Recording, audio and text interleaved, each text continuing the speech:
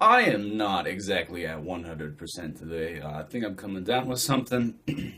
I just took some pretty heavy meds, so we're going to try and get through this. I'm not far enough into the weekly videos routine to really feel justified in taking a week off yet, and I also don't have any backup videos ready to go.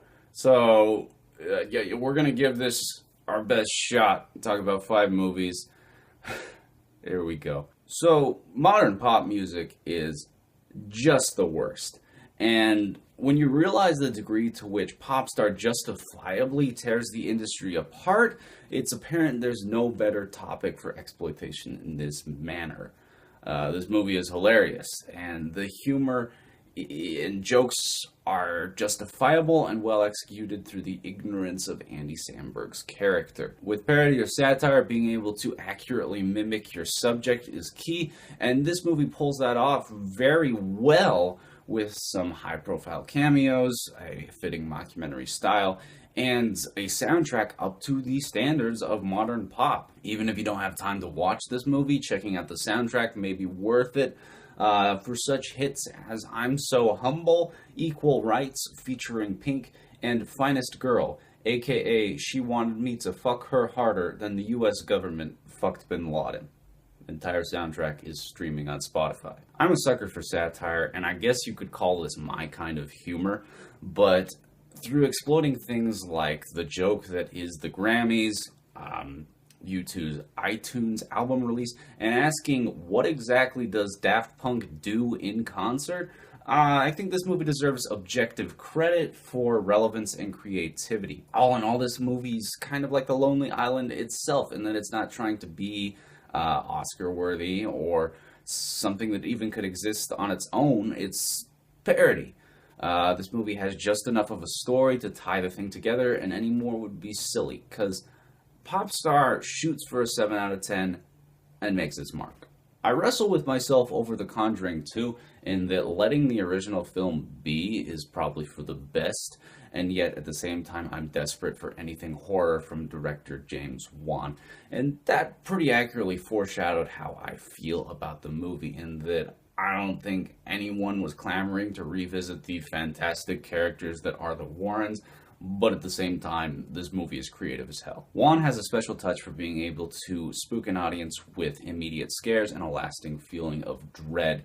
And I love that all of the scares in this film are justified, meaning that you're only going to hear that jump scare tone when there's reason to shit your pants, and not because a cat spilled a glass of water. The look of the film is solid, although maybe a little FX heavy and not quite as clean as it could have been. Again, it's odd that they chose to make this more of a character story about the relationship between the Warrens, and this whole project comes off a little forced and has what I want to call fan service that's somewhat uncalled for and detracts from the first film, which, if you haven't picked up already, is superior to this one. They actually disclose the answer to a question that I feel was deliberately left unanswered in the original film, because in that case, the imagination was more effective than any logical answer that could be provided.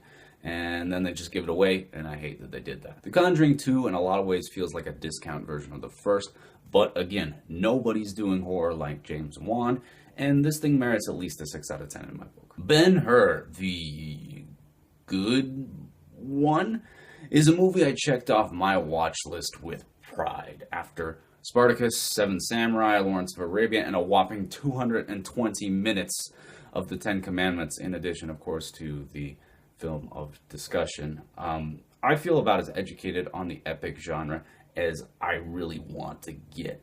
And unfortunately, this is the weakest of the bunch. These kind of movies always pack a sense of admiration, in that they came well before the age of CGI and took immense coordination, not to mention all them dollars. And this movie has that.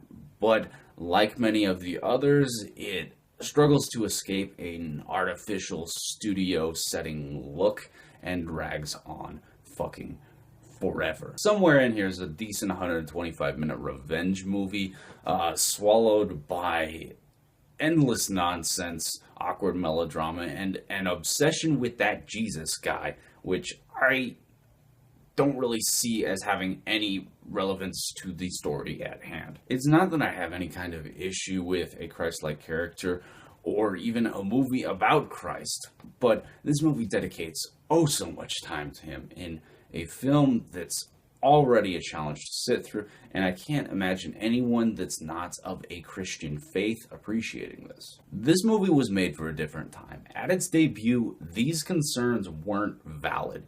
But in 2016, I'm challenged with evaluating if this movie is worthy of attention from a new generation, and the answer is no. If you've never witnessed the famous chariot race scene, it's incredible. Look it up on YouTube and note that in the context of the film, it's almost as forced as the Phantom Menace pod race scene that it would inspire. Otherwise, don't bother with Ben-Hur.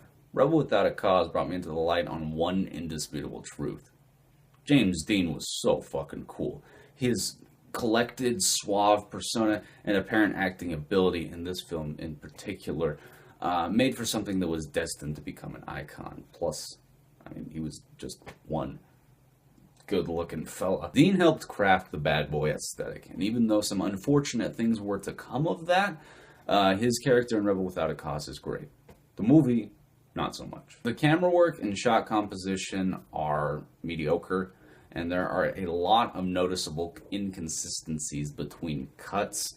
While the movie has some decent moments where it conveys teenage angst, even at just having nothing to attribute frustration to, a lot of the things it goes for are unearned. It's odd that it was chosen to have this film take place in a little over 24-hour period, because we don't get a sense of who the characters are before they're thrust into melodrama, and this undercuts the whole movie for me. After watching the movie, I have about a dozen ideas of how this film could have been seriously improved, mostly expanding on the things the movie just merely toys with. Hell or High Water is a thoroughly well done movie, from shot composition to tone to pace to story to characters to various intricacies that amount to a feeling of authenticity.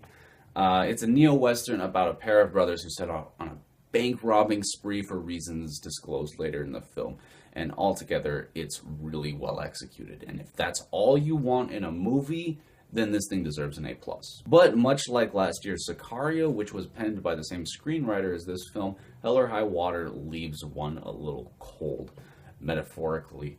Even though I consider this a superior flick to Sicario, it doesn't offer much to set it apart from the herd, and outside the talent in the production of this film and the actors involved, it's not the strongest of projects. By that, I mean it's well directed and all the actors clock in quality shit, but they could have done the same thing with just about any halfway decent screenplay and brought it up to this level. The story, while intricate, isn't as memorable as it could have been.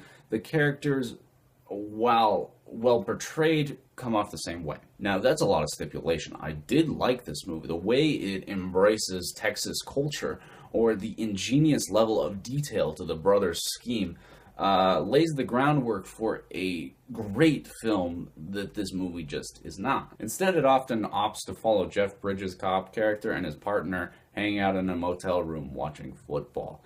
And I'd maintain while their relationship feels very authentic, it's a little overemphasized, although there does appear to be some kind of ongoing theme of showing love and appreciation in odd ways that's explored there. Hell or High Water is my definition of good but not great, but I'd still recommend checking it out on the grounds that it would be very difficult to actively dislike this movie. And it's getting a 7 out of 10. Feel like I've been given a lot of those lately, but what are you gonna do? That's Log 19. Thanks for watching. The binge goes on. I'm gonna get some sleep, but for now, I'm afraid this is.